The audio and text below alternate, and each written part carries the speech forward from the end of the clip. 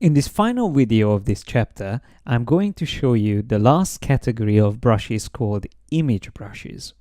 This feature might not be available in previous versions, but it's definitely available in the Creative Cloud version of Illustrator. And essentially what these brushes are for is to use photographs or pixel images and stretch them along vector paths.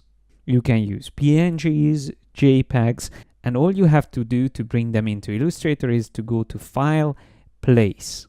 You can experiment with these examples that I will show you in this video, but you can also try it with your own ones. One thing that I would recommend to do is to use transparent PNGs. You can see both of these examples are actually see-through, so there's no white background or anything like that. That way you can use them on any different background colors and they will still work perfectly. So transparency is key if you are using image brushes. Now, if you're not familiar with how to bring in images and work with them in Illustrator, because so far we only work with vector objects, then you might want to watch the next chapter and come back to this video after that, because the next chapter is all going to be about working with images and how to import, trace them, and so on and so forth. As I mentioned earlier, Illustrator is mainly a vector application, but this technique is one of the exceptions where you actually need to work with images, pixel images, and combine them with the Illustrator drawing techniques we already talked about. So let's just see how this looks like. Here's this reference image that I brought in, the hair PNG. You can see the file name as well here on the top.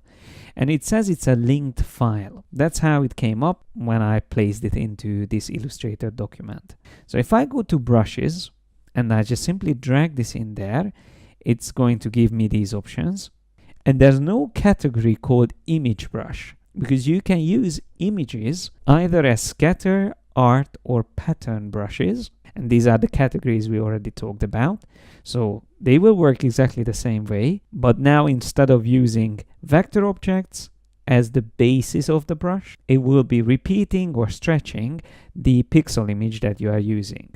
So let me try to turn this one into an art brush, and then I will click OK. Then an error message comes up, and this is important. I intentionally wanted this to come up. So if you use an image as a brush, you have to make sure it is not linked. So how do we unlink it then? I just click OK. And all you have to do is to click on this linked file option here in the options bar. And there you will find all the images that are linked currently. I can select all three of them, click on the drop down here, and I can choose embed images. Once I do that, these little icons will come up here, and that means these PNG files are now embedded into my Illustrator document, which is quite useful, to be honest, not just for creating brushes from them, but also because now if I just give this Illustrator file to anyone else without sending the PNGs as well, they will still be available because now they are embedded. So it's almost like combining these files into one.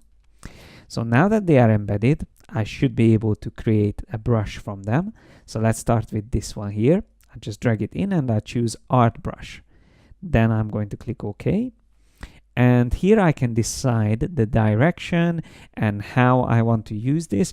If you remember from the art brushes video, I showed you all the different methods of doing this, but I'm just going to keep it as is for now. So I'm going to click OK. And then I select the paintbrush. Having that brush selected, I can already start drawing.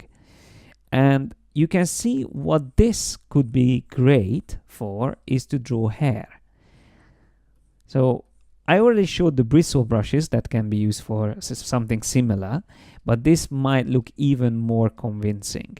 And of course you can draw longer as well, and then it will still fit it quite nicely.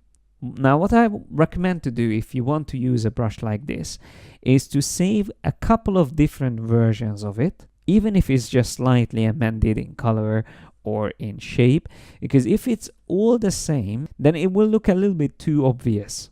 So at least have 2 or 3 different versions from which you can start drawing. And you can create images like this from photographs quite easily. So I would do that in Photoshop, prepare the PNG, save it, and then I can bring it into Illustrator. Now here's another really cool example. Let me just put all these hair details together into a group, and I'm going to reduce them in size so they can sit here on the top. So here's another one that we can turn into an image brush, this gold chain. So if I drag and drop it into the brushes panel, I can now choose a different type, the pattern brush, because that will work much better with this. And then I will click OK. And without changing anything here, I can already start using this. So if I click OK, I can select the paintbrush tool and start drawing. And there you go. The chain is already created. So it's really cool the way it works. As long as you manage to create and save an image that can be repeated, so you have to be careful how you crop it and bring it in. So make sure that it's not too obvious where the repeat is. Like here I can see it, and then on the other one again somewhere there, and there's another one. So it's still visible, but it's not as obvious. And that is the main concern whenever you want to save pattern brushes from images. Make sure the beginning and the end is as close as possible so it can continue and create a loop. But more importantly, we can actually create an end and a beginning point for it, so like a head and tail option. And all I have to do for that is to use this other image that I prepared here. I intentionally have it separately saved because that way I can add this onto the existing brush that we already have there. So all I have to do is to drag it and then hold down the Alt key and move it all the way to the slot here on the right. Notice that we have a couple of slots.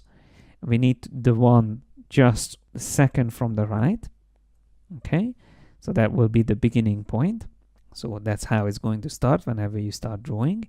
If I click OK, that's going to be added, and I can already apply it to my strokes, and I can see how it's going to look like.